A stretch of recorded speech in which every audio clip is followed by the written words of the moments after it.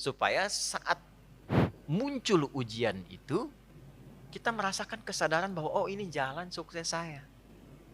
Allah kirimkan buat saya, bukan buat yang lain.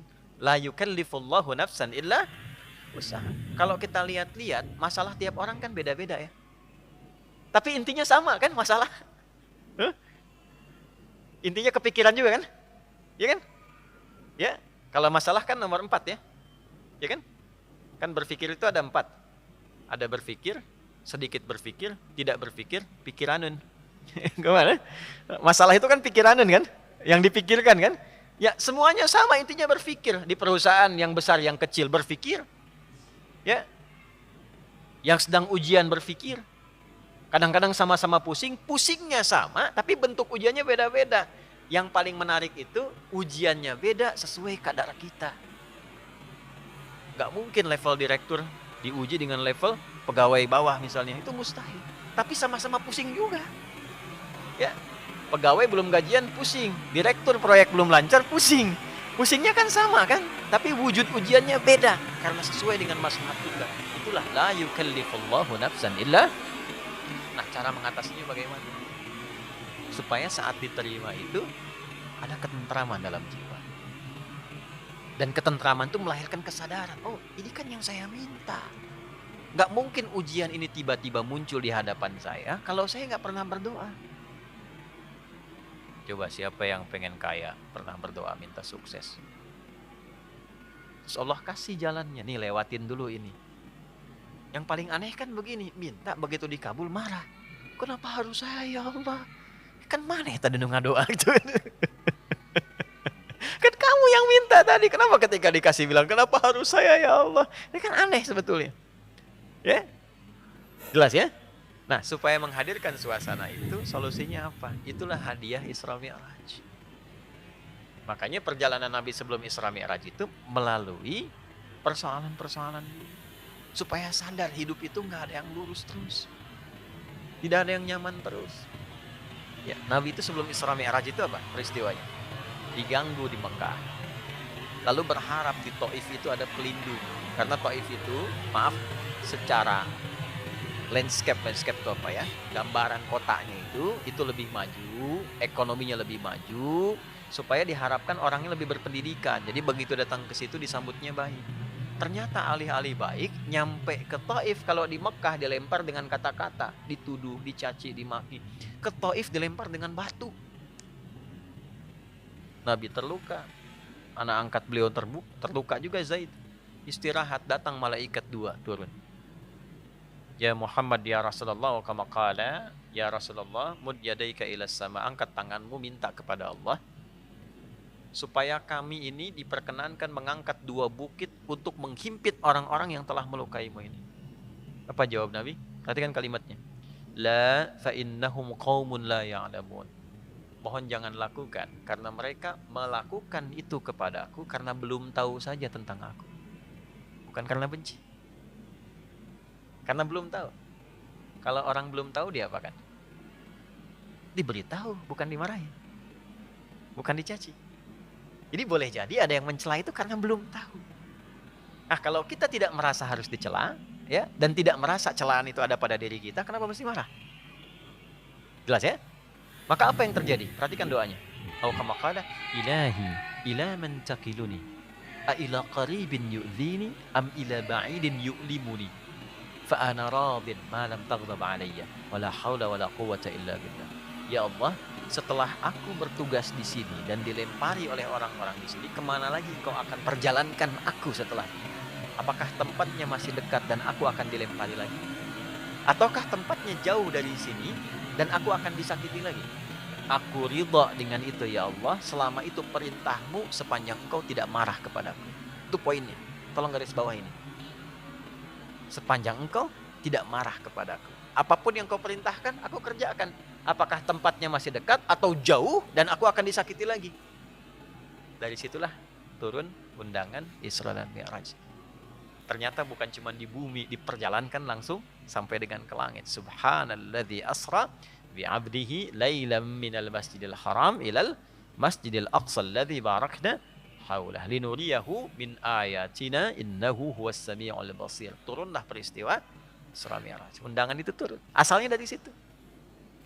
Jadi ketika kita itu sadar bahwa semua apa yang kita alami ini ujian dari Allah untuk membantu kita meningkatkan kualitas hidup, mengabulkan doa kita, disitulah anugerah akan turun. Tapi kalau kita banyak mengeluh, capek. Ya, ini saya kasih gambaran gini. Ibu tahu cacing nggak? Cacing tahu ya? Mas tahu cacing ya? Pak, cacing itu kalau saya punya wajan tuh buat gorengan, panasin. Cacingnya dikesituin tuh. Ya. Kalau belum panas kan dia diam ya. Kalau udah dipanasin dia ngapain? Rungkel-rungkel tuh. Orang Banten rungkel-rungkel. Ya. Ngapain cacingnya? Hah? Gerak-gerak gitu kan? Gede. Kenapa? Kenapa? Panas. Bukan. Bukan karena kepanasan. Karena cacing tidak bisa mengeluh. Aduh panas, aduh. Enggak. Dia bergerak mencari solusi. Ya. Ya kan? Pernah nggak dengar cacing? Aduh, nggak pernah kan? Kenapa harus saya? Kenapa? Nggak pernah begitu. Kejamnya, nggak pernah. Ya. Yang dicari solusi. Nah, cacing dihisap tidak? Tidak. Kita dihisap tidak? Cacing tidak dihisap, tapi menjadi umpan untuk makanan kita. Kita yang sering ngumpanin cacing, tapi nggak belajar dari cacing loh. Kenapa harus selalu ada keluhan? Yo, cicak. Cicak makanannya apa? Nyamuk. Cicak bisa terbang nggak? Nyamuk bisa terbang. Di mana logikanya hewan yang tidak bisa terbang, makanannya terbang? Tuh. Itu kalau nyamuknya pintar, dia punya akal. Ya, jadi mainan cicak tuh. Cicak gitu kan? Ya, tapi lihat kuasa Allah tuh. Orang tua kita cuma ngajarin sedikit. Cicak diam-diam datang seekor. Kok datang seekor nyamuk? Bukan cicak mendatangi nyamuk, nyamuknya datang. Siapa yang mendatangkan nyamuk ke cicak itu? Apa pernah cicak mengeluh? Tidak mengeluh. Nah, itu binatang. Nah, yang mau saya katakan, mengembalikan suasana itu, Nabi sudah mengajarkan dari peristiwa Isra Mi'raj. Tidak ada orang bebas dari ujian. Tapi kalau kita menyadari semua datang dari Allah untuk membuat kita lebih berkualitas, satu, dan mengabulkan sesungguhnya apa yang kita mohonkan dalam doa, maka turunlah kemudian kenyamanan. Kalau Nabi karena Rasul, karena Nabi Rasul, mukjizatnya Isra Mi'raj, naik buraq, kita nggak mungkin naik buraq. Odong-odong banyak, delman banyak, tapi naik buraq mustahil. Ya, karena peristiwanya tidak mungkin berulang, maka hadiahnya diabadikan. Itulah sholat. Itulah sebabnya panggilan sholat itu bersanding dengan hajat. Karena itu sholat disebut dengan hajat. Kebutuhan. Wasta'inu bisabri was sholat. Kalau punya masalah, terima dulu dengan sabar. Dan lakukan sholat. Nah, jadi asalnya sholat itu diperintahkan oleh Allah lewat Rasulullah untuk menyelesaikan semua masalah kehidupan kita. Makanya dulu orang-orang yang punya hajat, punya masalah, itu melakukan sholat. Nabi Zakaria punya masalah. Diuji dengan keturunan. Rambutnya sudah memutih, fisiknya sudah letih. Maaf, istrinya divonis monopause dan mandul. Secara medis gak mungkin punya keturunan. Maka apa yang diperintahkan oleh Allah? Diilhamkan sholat. Di Quran surah 3, ayat 38 sampai 39. Ya. Hunalika da'a Zakaria rabbah qala rabbi habli min ladunka dzurriyyatan thayyibah innaka sami'ud du'a fanadathul malaikatu wa huwa qa'imun yusalli fil mihrab annallaha yubashshiruka bi Yahya. Setelah manusia mengatakan enggak mungkin kau punya keturunan, beliau salat. Dalam salatnya beliau memohon, ya Allah, semua memvonis aku tidak akan mungkin punya keturunan, maka aku menyebut namamu yang memberi tanpa punya batasan. Hab namanya, dari Wahab.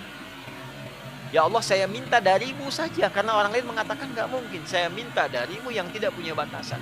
Engkau pasti mendengar doa saya. Kalau yang pada maha mendengar juga tidak terkabulkan, kepada siapa lagi saya mesti meminta? Maka langsung turun jawaban. Padahal beliau itu masih berdiri dalam salatnya, belum selesai salat. Fanadathul malaikatu, turun malaikat, wa huwa qa'imun yusalli fil mihrab. Sedangkan beliau masih berdiri dalam sholat. Turunlah berita disampaikan akan punya anak namanya langsung dari Allah, Yahya. Nabi Musa sholat. Musa itu sholat. Quran surah 20, Thaha ayat 14. Innani anallahu la ilaha illa ana fa'budni wa aqimis salata li dzikri. Nabi Isa sholat. Quran surah 19 ayat 31 sampai 33. Wa awsani bis shalah. Allah memerintahkan padaku untuk sholat.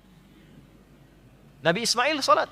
Quran surah 19 ayat 55. Wa kana ya'muru ahlahu bis shalah. Bahkan Nabi Ismail itu meminta semua keluarganya jangan tinggal sholat, jangan tinggal sholat. Itulah sebabnya kenapa sholat itu menjadi yang paling pokok dalam hidup dan tidak ada alternatifnya sampai meninggal. Kenapa? Karena Allah menginginkan semua masalah kita selesai, tuntas. Saat sholat kita minta, rukuk, sujud, selesai masalahnya. Zakat itu wajib kalau ada kewajibannya berlaku. Sampai nisabnya, keluar zakatnya. Tapi kalau belum sampai batasnya, nggak ada kewajiban zakat. Puasa itu wajibnya kapan? Ramadan. Kalau tidak Ramadan, tidak wajib, kecuali nazar. Ya. Dan saat Ramadan pun kalau nggak mampu, masih bisa diganti. Kalau tidak qadha, fidyah. Haji wajib nggak? Kapan? Bagi yang mampu. Tapi sholat, semua berlaku, berdiri. Nggak bisa berdiri, nggak mampu, duduk. Nggak bisa duduk, berbaring. Nggak mampu berbaring, isyarat. Nggak mampu isyarat, berkedip. Dengan kedipan selama masih sadar. Nggak mampu berkedip, disolatkan. Kan sudah selesai. Sampai titik akhir kan. Sampai titik. Kenapa? Karena Allah tidak menginginkan semua hambanya siapapun punya masalah yang tidak selesai. Duduk punya masalah, selesai. Berbaring punya masalah, selesai. Itu masalahnya. Dan tidak ada orang hidup yang tidak punya masalah. Ini subuh kan baru berapa menit tadi kita lewat? 30 menitan. Ada nggak yang nggak punya masalah sekarang? Nggak ada. Nanti subuh ke zuhur pasti punya masalah lagi. Kalau sholatnya benar, selesai. Itulah asalnya.